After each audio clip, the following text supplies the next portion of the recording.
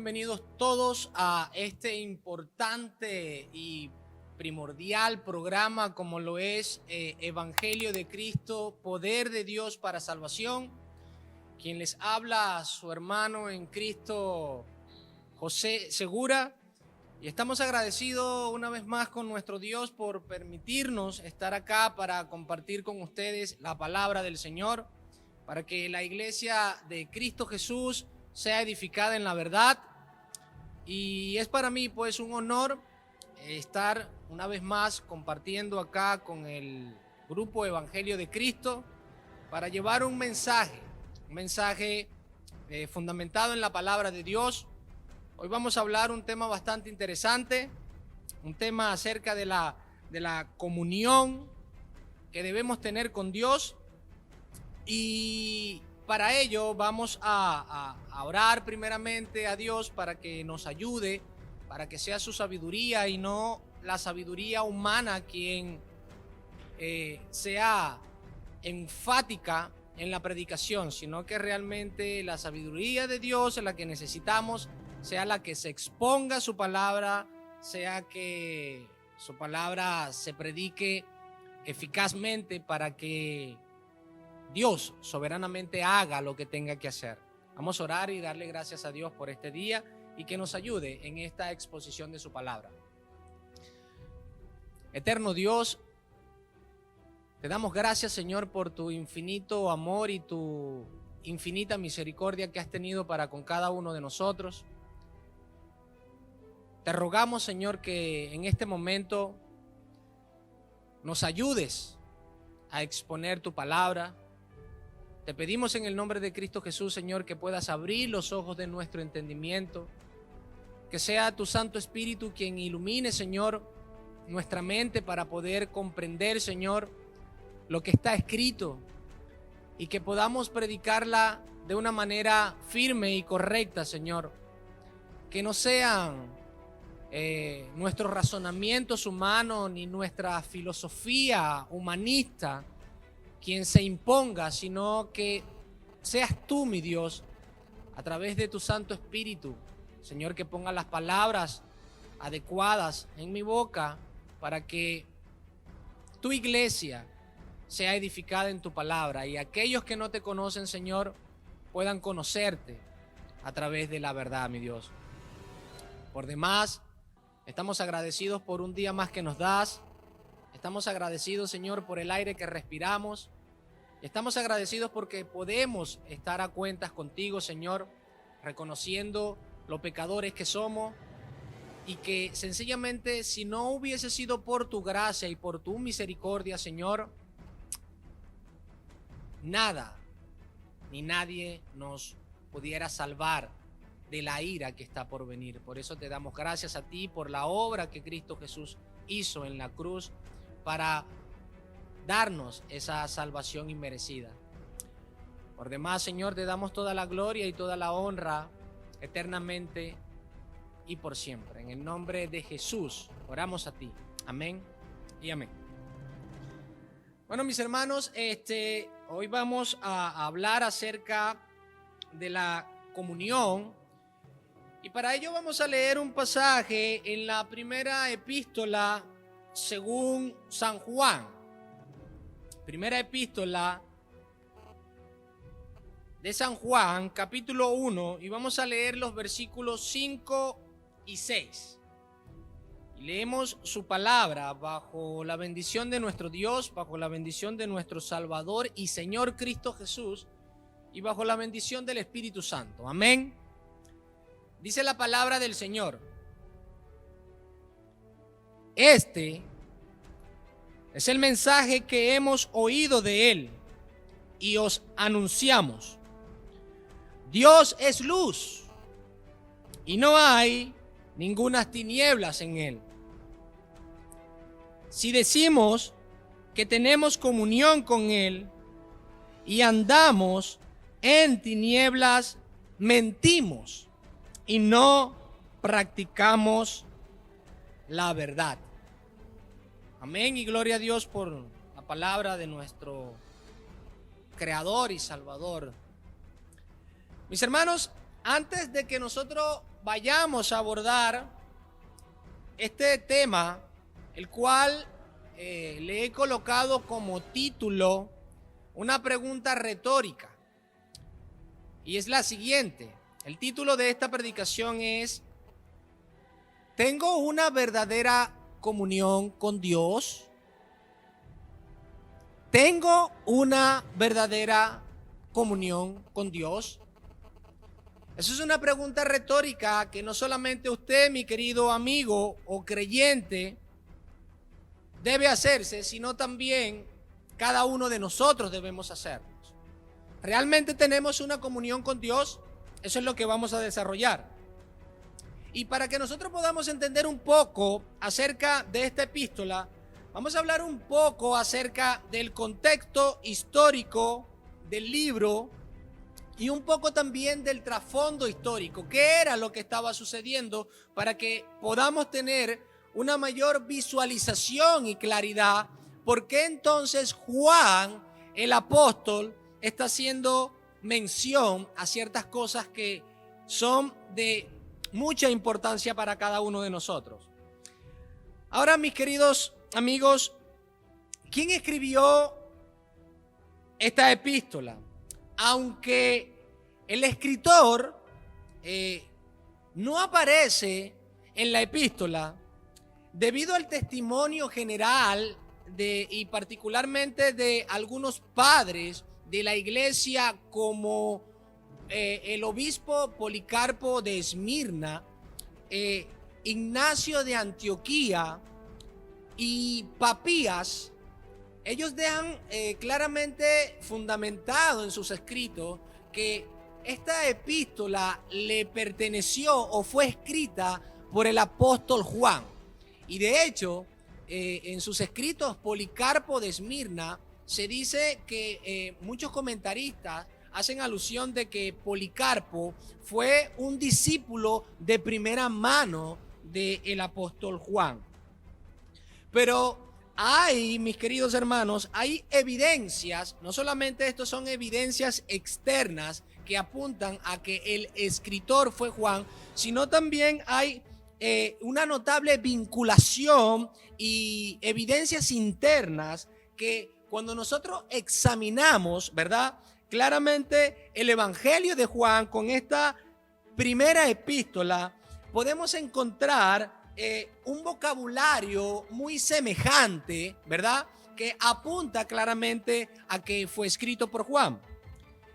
Y algunas frases idénticas que nosotros encontramos tanto en la epístola como en el Evangelio son las siguientes. No voy a anunciarlas todas, pero sí por lo menos 3 como mínimo. Fíjense. La palabra practicar la verdad. Fíjense, la palabra practicar la verdad. Nosotros la vemos en la epístola y en un pasaje y en este versículo que hemos leído, en el versículo 6 del capítulo 1 de la epístola, dice: si decimos que tenemos comunión con Él y andamos en tinieblas, mentimos y no practicamos la verdad. Ahí está la palabra practicamos la verdad.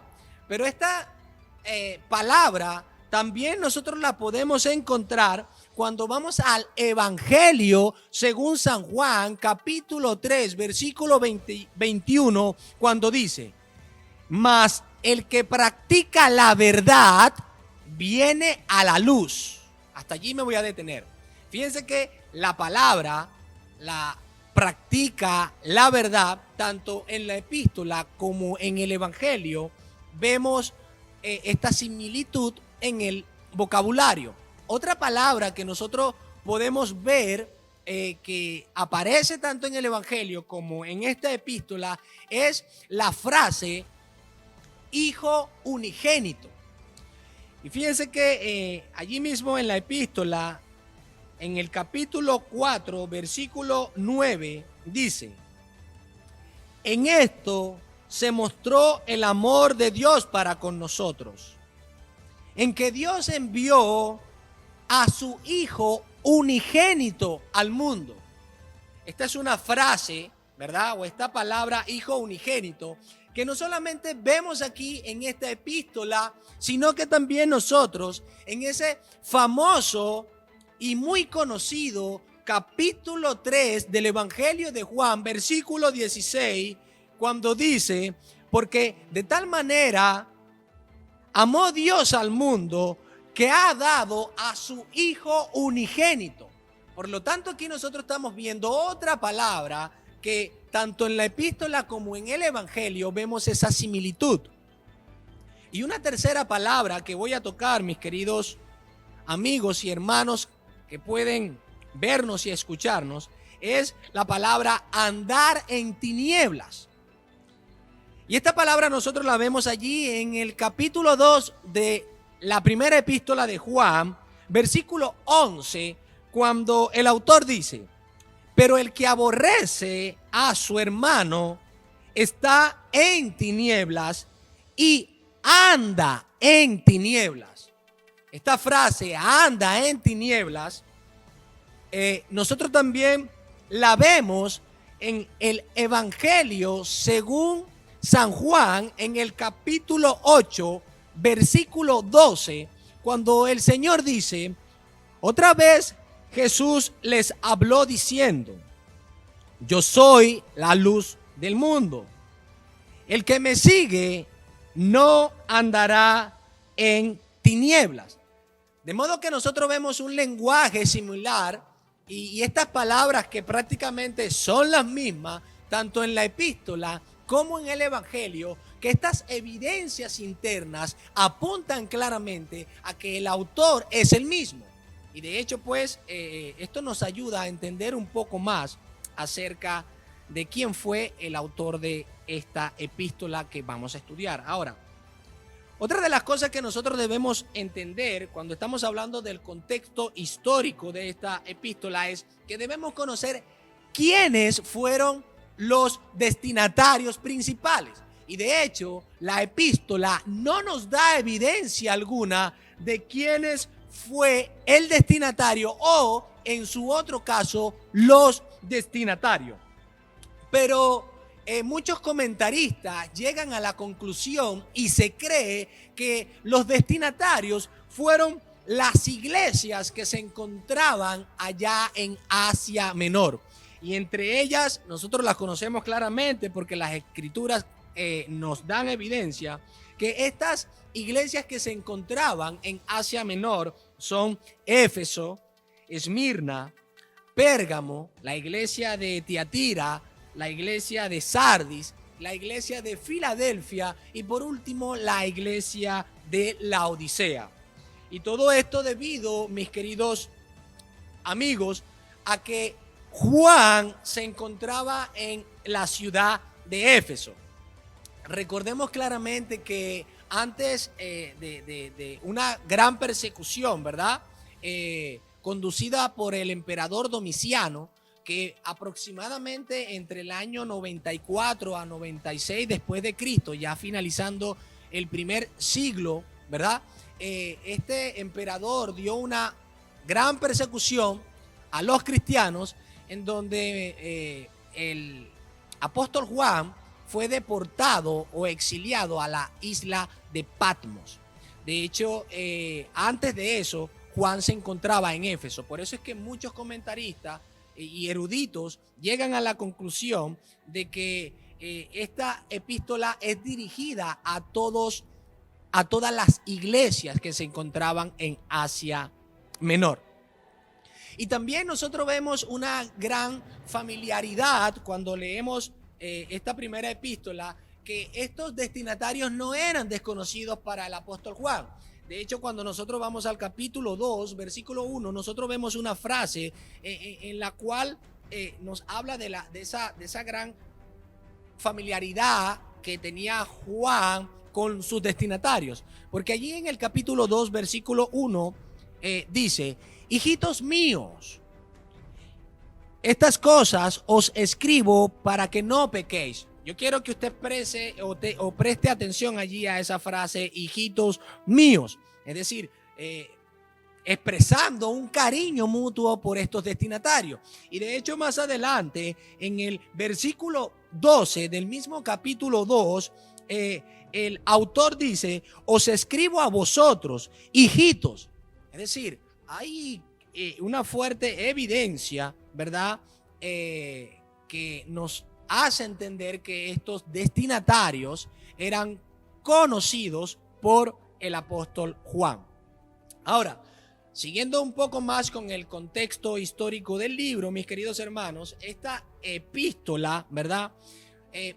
Puede fecharse aproximadamente a inicios de los años 90. Es decir, esto es un aproximado. Pudo haber sido en el año 91, 92, es aproximado. Por eso es que siempre tocamos o hacemos énfasis cuando hablamos acerca de la fecha, porque con exactitud no se sabe. Y otra de las cosas que nosotros debemos tener en cuenta es que cuál fue el motivo o cuáles fueron las razones, ¿verdad?, en las cuales Juan se vio motivado, valga la redundancia, a escribir esta carta. Y son muchas las razones o motivos que nosotros podemos encontrar dentro de la epístola cuando la leemos. De hecho, en el capítulo 5, versículo 13, dice el autor: estas cosas os he escrito a vosotros que creéis en el nombre del Hijo de Dios, para que sepáis que tenéis vida eterna, y para que creáis en el nombre del Hijo de Dios. Es decir, nosotros vemos aquí claramente un propósito o una razón por la cual Juan escribió esta epístola a sus destinatarios, y era claramente de una confirmación de la fe y una seguridad para aquellos que habían creído en Cristo Jesús, en que claramente tenían una salvación segura, porque dice claramente allí: para los que creéis, ¿verdad?, en el nombre del Hijo de Dios, para que sepáis que tenéis vida eterna. Ahora, también nosotros vemos allí mismo en el capítulo 2, versículo 1 de esta epístola que estamos a punto de emprender este estudio, vemos también otra razón por la cual el apóstol Juan se dirige a sus destinatarios. Y claramente dice allí en el capítulo 2, versículo 1, dice: hijitos míos, estas cosas os escribo para que no pequéis. Es decir, claramente nosotros vemos una manera como el apóstol trata de orientar a su destinatario o a los destinatarios acerca de esa santificación y esa manera en la cual ellos debían de vivir. Es claro que el tema que nosotros estamos o vamos a llevar es la pregunta retórica que hice al inicio: ¿tengo una verdadera comunión con Dios? Y cuando nosotros vemos esta razón de parte del apóstol Juan acerca de la manera en la cual él se está dirigiendo a sus destinatarios, diciéndole: mira, ve, hijitos míos, estas cosas yo os escribo a ustedes para que no pequéis. Es decir, esto da claramente una confirmación acerca de lo que verdaderamente es tener una comunión con ese Dios santo que nos ha llamado. La vida del verdadero creyente debe enfatizarse o encaminarse en la santificación, en la obediencia a la palabra de Dios. Eso es una manera que podemos tener algo en común con ese Dios creador. De hecho, cuando el creyente vive de una manera totalmente opuesta a esto o contraria a la santificación, eso claramente apunta y nos da una evidencia de que no hay una correcta comunión con nuestro Dios. Y como otro punto o propósito en las razones por la cual Juan escribe, es que allí mismo en el capítulo 2, versículo 26, dice claramente: os he escrito esto sobre los que os engañan. Y aquí claramente un propósito fundamental que nosotros podemos ver en la epístola, mis queridos amigos y hermanos en Cristo, es la manera como Juan, a través de ese escrito, trata de desenmascarar claramente a los falsos maestros que lamentablemente estaban haciendo un terrible daño a las iglesias o a la iglesia. Y eso claramente podemos hablarlo en ese contexto histórico acerca de la epístola. Ahora, para hablar un poquito del trasfondo histórico, qué era lo que estaba suscitando en ese momento, es necesario que nosotros prestemos atención para que así podamos hacer una interpretación correcta o acercarnos a lo que el autor claramente trató de enseñar a los destinatarios principales y también lo que Dios a través de su palabra trata de enseñarnos hoy en día. Y fíjense, mis queridos hermanos, que antes de finalizar el primer siglo, los grandes filósofos, ¿verdad?, más destacados para ese tiempo, filósofos claramente que venían con una costumbre filosófica arraigada del helenismo, por esos grandes filósofos que existieron, como Platón, Sócrates, y pare usted de contar, claramente ellos tropezaron con las enseñanzas provenientes de los apóstoles de Jesucristo. Era un gran conflicto porque lo que ellos pensaban, lo que ellos tenían como un conocimiento verdadero, chocaba claramente con la enseñanza del evangelio de Cristo. Esto era algo como el agua y el aceite, no pueden unirse. Y fíjense que el apóstol Juan se vio claramente obligado a enfrentar estos problemas. Y claramente nosotros lo vimos en esa razón cuando tocamos en el capítulo 2, versículo 26, cuando el apóstol dice: he escrito a esto sobre los que os engañan. Es decir, habían personas allí claramente que estaban usando un conocimiento única y exclusivamente para engañar a los que pertenecían a la iglesia de Dios. Y fíjense que una de las herejías principales que en aquellos días existían era la corriente filosófica conocida como el gnosticismo. Y es importante aclarar algo acá. Si bien esta corriente filosófica o corriente de pensamiento conocida como el gnosticismo realmente comenzó o tuvo su gran auge ya a mediados del siglo II, comienzos del siglo III, ¿verdad? No es de descartar que estas raíces claramente tuvo origen mucho antes. Y de hecho eso nosotros lo vamos a ver cuando vayamos desencadenando o estudiando un poco esta epístola. Y fíjense, los adeptos o los seguidores de esta corriente filosófica conocida como el gnosticismo, fíjense lo que ellos creían. Y voy a citar acá la manera de pensar que ellos tenían.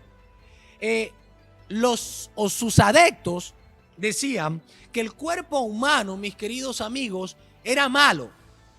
Y por consiguiente, al nuestro cuerpo ser malo, era imposible que la deidad, es decir, que Dios se pudiese encarnar en un hombre.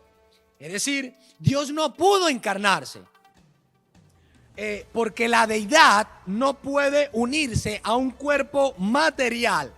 Es decir, llegaban a la conclusión que Cristo no podía ser Dios. ¿Por qué? Porque sencillamente la materia, nuestro cuerpo, es malo.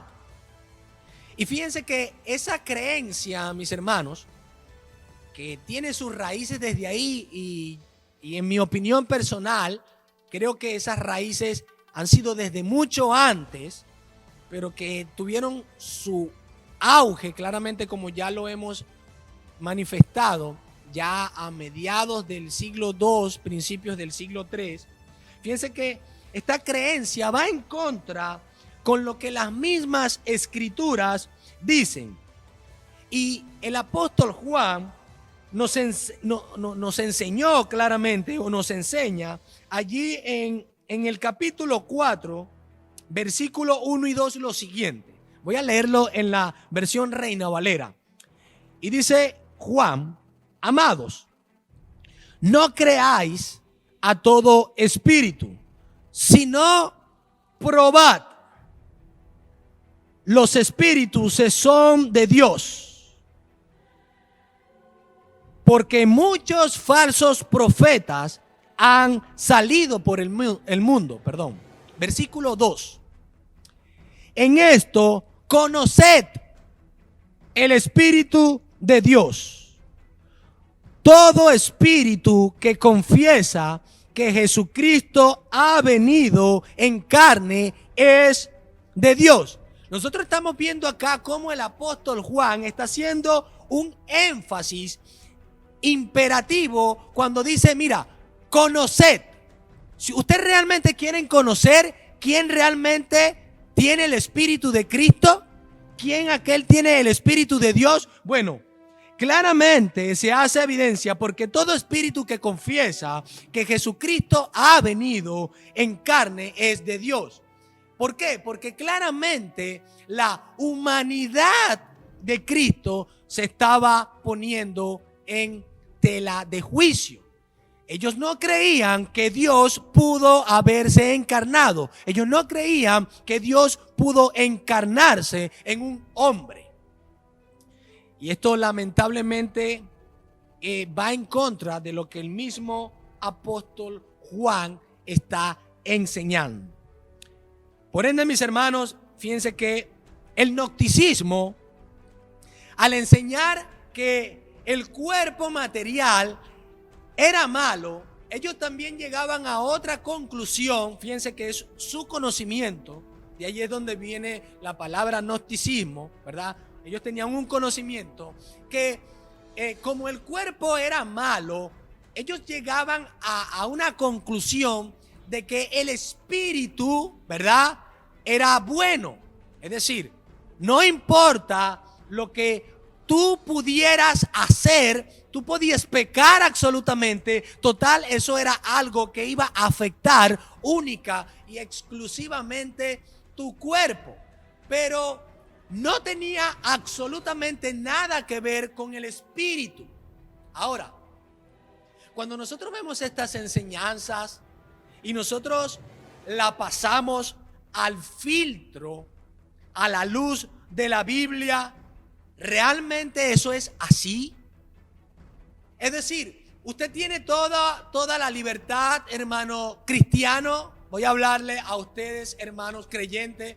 Seguro que usted tiene la libertad de hacer todo lo que a usted le plazca. Usted puede vivir pecando de manera deliberada y eso no va a tener nada, en lo absoluto no traerá consecuencias.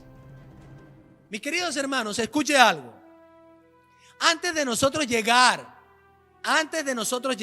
o ser llamados por Cristo Jesús, antes de nosotros ser llamados por Dios, nosotros, como lo dice el capítulo 2, versículo 1 de la epístola a los Efesios, el apóstol Pablo nos enseña claramente lo siguiente, cuando dice: y Él os dio vida a vosotros cuando estabais muertos en vuestros delitos y pecados. Es decir, antes de nosotros ser vivificados por Dios, nosotros todos nos encontramos muertos en vuestros delitos y pecados. Por tanto, el pecado, claro que trae una gran consecuencia hacia el hombre. ¿Y cuál es esa gran consecuencia? Entre muchas otras, que estamos muertos. Por tanto, cuando nosotros contrastamos este tipo de enseñanzas que la persona que podía pecar y que simplemente esta corriente enseñaba que podía afectar lo material, lo humano, pero que no afecta en la parte espiritual. Mis hermanos, esto es claramente algo contradictorio. Esto es una falacia cuando la pasamos a la luz de las Escrituras. Y fíjense que esta era, hablando de un poquito de ese trasfondo histórico. Vea usted, mi querido amigo, lo importante que es conocer el trasfondo histórico para nosotros poder conocer bien el porqué o las razones por la cual esta epístola fue escrita. Es decir, Juan no tenía una tarea fácil. Juan tenía una tarea completamente difícil. Como apóstol de Jesucristo tenía que defender la verdad. Y esto también es un llamado para aquellos que han sido llamados al ministerio pastoral, para servir a Dios. Y no solamente los pastores, sino aquellos siervos que realmente aman al Señor. Es una tarea titánica que todos nosotros tenemos. Los hermanos que tienen ese compromiso como pastor y aquellos que son siervos, también tenemos una gran responsabilidad, y es defender la verdad sobre todas las cosas. ¿Por qué? Porque no podemos permitir que la mentira prevalezca. No podemos permitir que las tinieblas prevalezcan. La verdad y la luz de Cristo tiene que prevalecer. Y una vez pues concluido, mis queridos hermanos, ese trasfondo histórico para que nosotros podamos conocer un poquito, vamos a tocar un primer punto, ¿verdad?, referente a los versículos que hemos leído, que al principio, para hacer el énfasis de este estudio, el cual hemos titulado ¿Tengo una verdadera comunión con Dios? ¿Tiene usted una verdadera comunión con Dios, mi estimado amigo, estimado creyente? Y en el capítulo 1 de esta epístola, versículo 5, dice: este es el mensaje que hemos oído de él y os anunciamos. Dios es luz y no hay ningunas tinieblas en él. Como primer punto de este estudio, haciendo referencia a este versículo 5, hablaremos la pureza y la santidad de Dios. La pureza y la santidad de Dios. Nosotros vemos allí, mis queridos amigos, claramente cuando Juan dice: este es el mensaje que hemos oído de él. Es claro que este mensaje está haciendo referencia al mensaje que ellos habían oído de parte del Señor Jesucristo. Y cuando nosotros vemos allí la palabrita hemos oído, hace una implicación que no solamente Juan había escuchado este mensaje, sino que también hace una referencia a todos los apóstoles. De hecho, cuando nosotros vemos, Juan no está diciendo este es el mensaje que he oído. No está hablando en singular, sino que está hablando en plural al decir hemos oído. Y fíjense que de manera metafórica, mis queridos hermanos, Juan dice claramente aquí: este es el mensaje que hemos oído de él y os anunciamos, os proclamamos este mensaje. Y dice claramente: Dios es luz, hablando de manera metafórica aquí que Dios es luz. Y para que nosotros podamos entender un poco de esto, mis queridos hermanos, Dios como luz es un Dios que Él se da a conocer. No es un Dios que Él permanece en lo oculto y que no quiere darse a conocer. No. Él es un Dios que claramente en las Escrituras Él se ha dado a conocer. Y de hecho, cuando nosotros vemos en el Evangelio de Juan, capítulo 17, versículo 3, el Señor Jesús, cuando se encontraba orando a su Padre, a Dios el Padre, ¿verdad?, orando por sus discípulos, el Señor Jesús decía, o dijo en ese momento: y esta es la vida eterna, que te conozcan a ti, el único Dios verdadero y a Jesucristo, a quien has enviado. Por lo tanto, mis hermanos, es un Dios que no solamente se da a conocer desde, lo podemos ver desde su creación, porque eso es una manera en la cual nuestro Dios creador se da a conocer. Es decir, todo lo que Él ha creado es una manera general en la cual Dios se ha dado a conocer a la humanidad, por todo lo creado. Eso es lo que se conoce o lo que muchos teólogos escriben como la revelación general. Pero una manera de que Dios, nuestro Dios, se ha dado a conocer también de manera especial es cuando estudiamos su palabra. Cuando conocemos su palabra es una manera de conocerlo. Por lo tanto, Él no es un Dios que permanece oculto, sino que es un Dios que realmente se ha dado a conocer. Así que usted, estimado amigo que estás en Cristo, Dios le tiende un nuevo llamado a que lo conozca a través de su palabra. Ahora, el apóstol cuando dice, de manera metafórica como ya lo hemos enunciado, dice que Dios es luz, nos habla de la pureza que en Dios hay. Decir que Dios es luz también nos habla de lo justo o de la justicia de Dios, y también puede hablarnos de la santidad que hay en Dios. Y una de las grandes funciones, mis queridos amigos, de la luz es que la luz puede mostrarnos el camino. Por ejemplo, vamos a ilustrar acá de una manera rápida. Imaginémonos que usted se encuentra en un lugar totalmente oscuro en donde no hay absolutamente ni un rayo de luz. Usted no puede ver absolutamente nada. Usted no puede ver si su próximo paso puede hacerlo caer, puede hacerlo tropezar o puede inclusive ponerlo en peligro. Es necesario que para que usted pueda tener una firmeza de dar un paso, usted necesita luz para poder alumbrar el camino, para así poder pisar confiadamente. De hecho, la palabra de Dios nos ofrece esa dirección en la cual, ¿verdad?, Dios nos muestra el verdadero camino.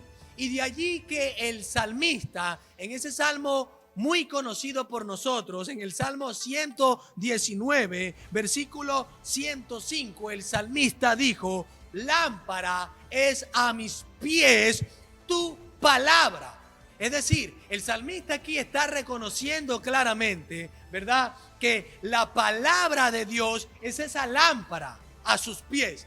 Y lo que simboliza allí los pies del salmista en este caso es su estilo de vida, su caminar, están totalmente direccionados por la palabra de Dios. Y de esa misma manera, estimado amigo creyente, la palabra de Dios debe y tiene que ser esa guía en la cual nos alumbra nuestro caminar, nos alumbra nuestro estilo de vida. Y dice el salmista: lámpara es a mis pies tu palabra y lumbrera a mi camino. Así que nosotros podemos ver claramente, ¿verdad?, que la luz que representa acá Dios es esa dirección en la cual Él desea que nosotros andemos. Ahora, también nosotros podemos ver, mis queridos hermanos, cómo la luz puede simbolizar en las Escrituras también el término de la justicia de Dios. Y nosotros cuando vamos rápidamente allá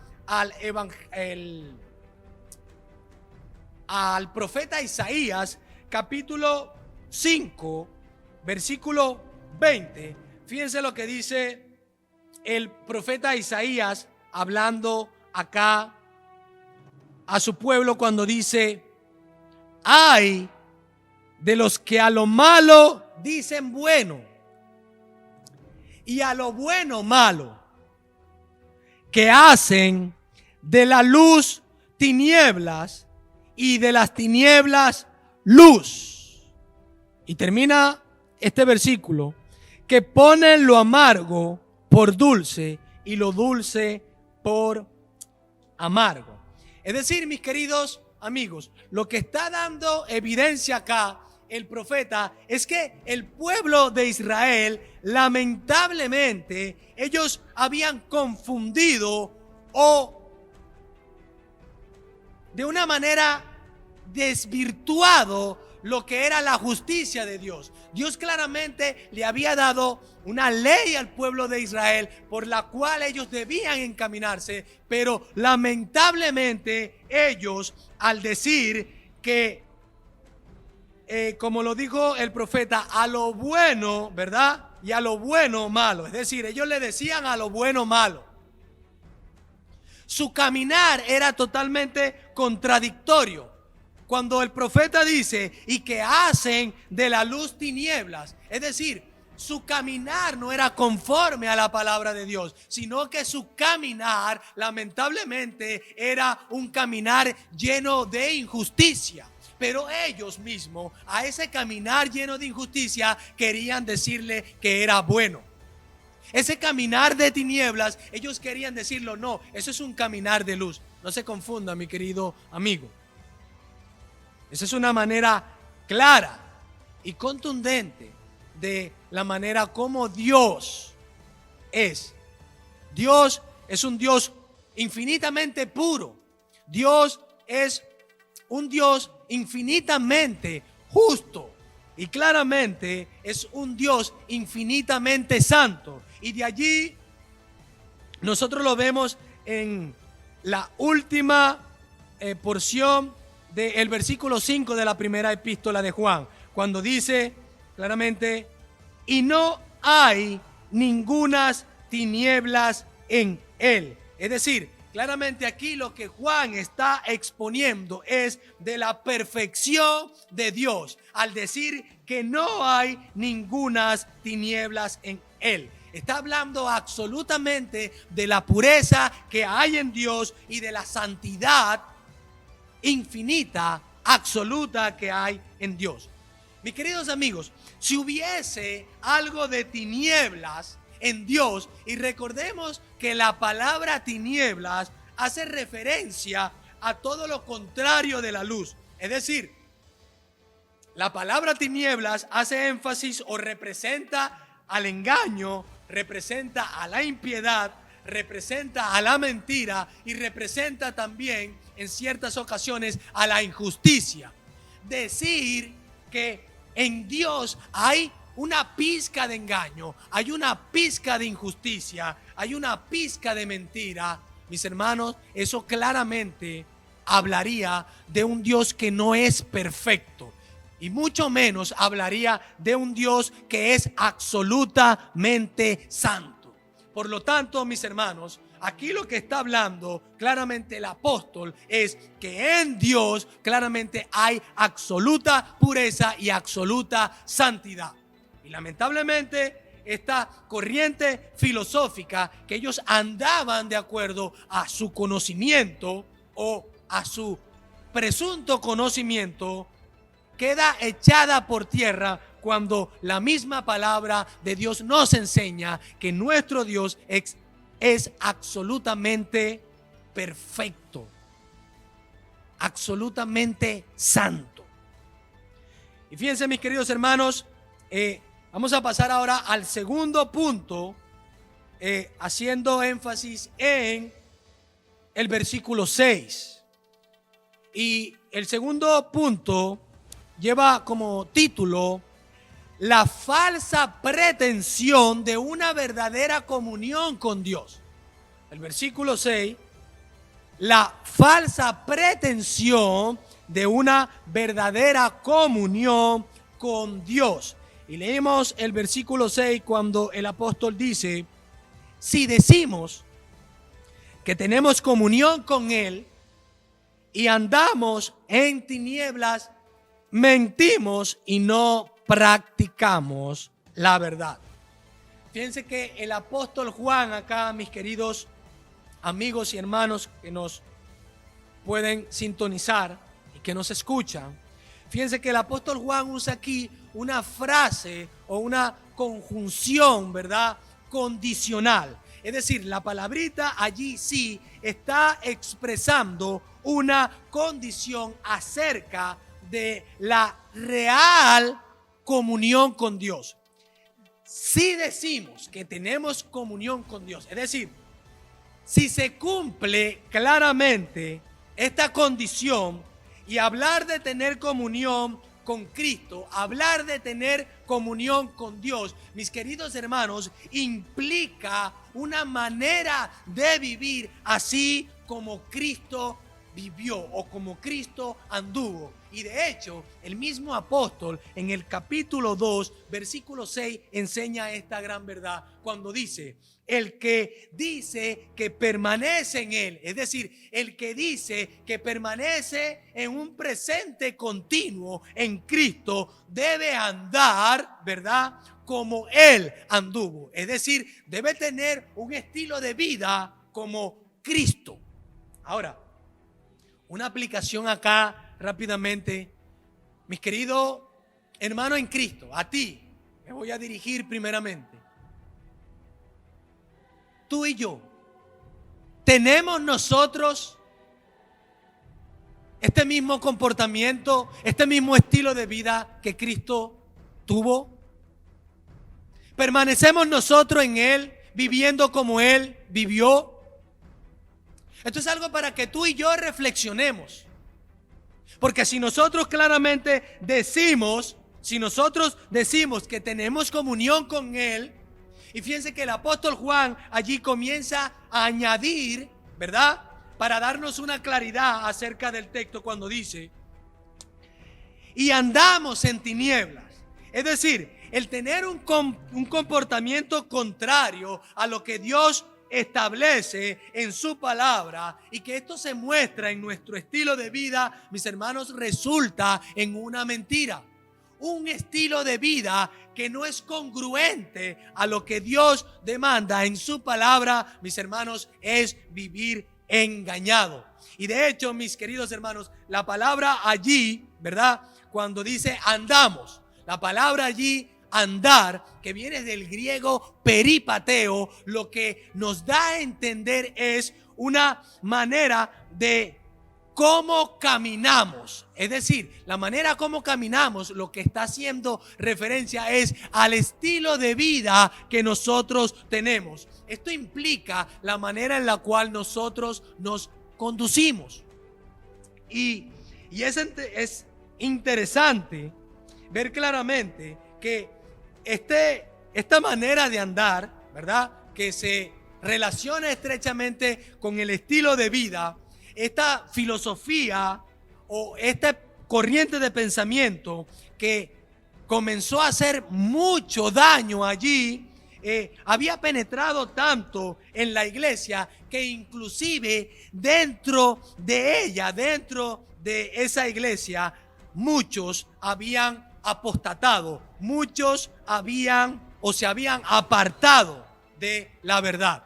Y nosotros claramente lo vemos allí en ese famoso y conocido pasaje del capítulo 2, versículo 19, cuando dicen: salieron de nosotros, pero no eran de nosotros, porque si hubiesen sido de nosotros, habían permanecido con nosotros. Pero salieron para que se manifestase que no todos son de nosotros. Es decir, estas personas que en un momento pertenecían allí, mis queridos hermanos, estaban manifestando.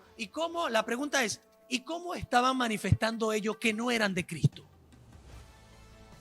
Es claro y se entiende que una de las manifestaciones claramente que nos da las escrituras era que ellos tenían un comportamiento o un estilo de vida que no era congruente, que no compagina, que no tenía nada en común con lo que Dios demanda en su palabra. Y de hecho, mis queridos hermanos, el apóstol Pablo, allá en la epístola a los Efesios, capítulo 4, quiero agregar un poquito más para que podamos ver acá ciertas verdades. En el capítulo 4, versículo 17, a estos hermanos de Éfesos que antes habían tenido una vida sin Cristo, que antes habían tenido una vida sin Dios, que ellos eran practicantes de la idolatría, que eran practicantes de la hechicería, de la brujería y de toda clase de impiedad. Fíjense que el capítulo 4, versículo 17 a Efesios, Pablo claramente requiere algo o un cambio que la palabra de Dios tenía que producir en ellos. Y fíjense lo que dice el versículo 17, y esto para que nosotros tengamos en cuenta la palabra andar, que implica ese estilo de vida. Y dice Efesios capítulo 4, versículo 17 al 19, cito, dice Pablo: esto pues digo y requiero en el Señor, que ya no andéis como los otros gentiles. Es decir, Pablo lo que aquí está expresando es ese deseo de que no tengan ese mismo estilo de vida, como ahí está haciendo una semejanza, una comparación, como los otros gentiles. Y sigue diciendo que andan, es decir, que tienen un estilo de vida, que andan en la vanidad de su mente. Versículo 18, teniendo el entendimiento entenebrecido, ajenos de la vida de Dios por la ignorancia que en ellos hay, por la dureza de su corazón, los cuales, es decir, ellos que lamentablemente tienen un estilo de vida contrario a lo que la palabra de Dios dice claramente, los cuales después que perdieron toda sensibilidad, se entregaron a la lascivia para cometer con avidez toda clase de impureza. Es decir, mis estimados amigos, la palabra allí andar, lo que está haciendo referencia es a ese estilo de vida, a ese caminar que tenían. Y claramente allí nosotros vemos que el verbo andar se encuentra en un presente, es decir, en un tiempo presente y un modo que está indicando. ¿Qué es lo que está indicando? Que si decimos que tenemos una comunión con Dios, si nosotros decimos que tenemos una comunión con Cristo, pero andamos, es decir, si tenemos un estilo de vida de manera continua en el pecado, en la impureza, en la injusticia, la misma palabra de Dios nos dice que andamos en tinieblas. Es decir, no estamos andando en la luz, no estamos viviendo la verdad, sino que nos estamos engañando nosotros mismos. Y allí en el versículo 6, el apóstol Juan sigue argumentando que si decimos que tenemos comunión con Él y andamos en tinieblas, mentimos y no practicamos la verdad. Y allí el verbo mentir también se encuentra en un tiempo presente, en modo indicativo. Todo aquel, y esto va como una aplicación para nosotros que decimos ser creyentes, nosotros que decimos ser hijos del Dios Altísimo. ¿De qué nos vale a nosotros decir que tenemos una comunión con Dios cuando nuestro estilo de vida totalmente difiere a lo que Dios demanda en su palabra? ¿De qué vale que nosotros digamos que somos hijos de Dios cuando nosotros tenemos estilos de vida totalmente que van contrario a lo que Dios demanda? A veces decimos ser cristianos, pero todavía seguimos viciados en el mundo. A veces seguimos viciados en las borracheras, en los vicios. Seguimos viciados en los chismes. Es increíble ver cómo personas que dicen ser hijos de Dios ahora todavía viven de una manera en chismes. Vivimos en celos, en contiendas, en envidias. Y eso es de una manera continua. La manera es, o la pregunta que nosotros debemos hacernos y reflexionar en la palabra de Dios: ¿realmente estoy yo teniendo una comunión verdadera con Dios? Porque si mi estilo de vida no se compagina con lo que Dios nos demanda en su palabra, debemos de hacernos, mis hermanos, hacernos un examen. Debemos examinar nuestras vidas para ver si realmente estamos en la fe. Porque como dice la palabra de Dios, la fe no es de todos. Y aquí algo más, mis queridos hermanos, es que el apóstol Juan también no solamente califica de mentirosos a aquellos que no andan o que no tienen un estilo de vida en la verdad, sino también, mis queridos hermanos, que dice claramente y no practicamos la verdad. Es decir, allí la palabra practicar la verdad lo que hace o nos quiere dar a entender es que no estamos viviendo la palabra. Como lo dice Santiago allá. Mira, a veces somos muchos los que somos oidores de la palabra de Dios, pero practicar la verdad, hacer la verdad, no. Por lo tanto, nos da una exhortación allá Santiago, que no solamente seamos oidores de la verdad, sino que seamos hacedores de ella. Por lo tanto, si nosotros decimos que tenemos comunión con Dios, mis hermanos, tenemos que procurar hacer lo que Dios nos ha escrito y nos ha revelado en su palabra. Porque debemos entender que nuestro Dios no es un Dios que se complace en la maldad, como así lo dice el salmista en el capítulo 5, versículo 4. No, mis hermanos, ese no es un Dios que se complace en la maldad. Y por lo tanto, si nosotros tenemos un estilo de vida que se complace en la maldad, que se complace en la injusticia, el mismo Dios, a través de su santa y divina palabra, nos llama mentirosos y no practicamos la verdad. Y es algo que nosotros debemos entender, porque cuando las personas que decimos que tenemos comunión con Dios, estamos viviendo en injusticia, estamos viviendo en una manera continua en el pecado, mis hermanos, déjenme decirle que el pecado trae muchas consecuencias, y la peor consecuencia que el pecado puede traer a la vida de un hombre es la horrenda condenación en el infierno.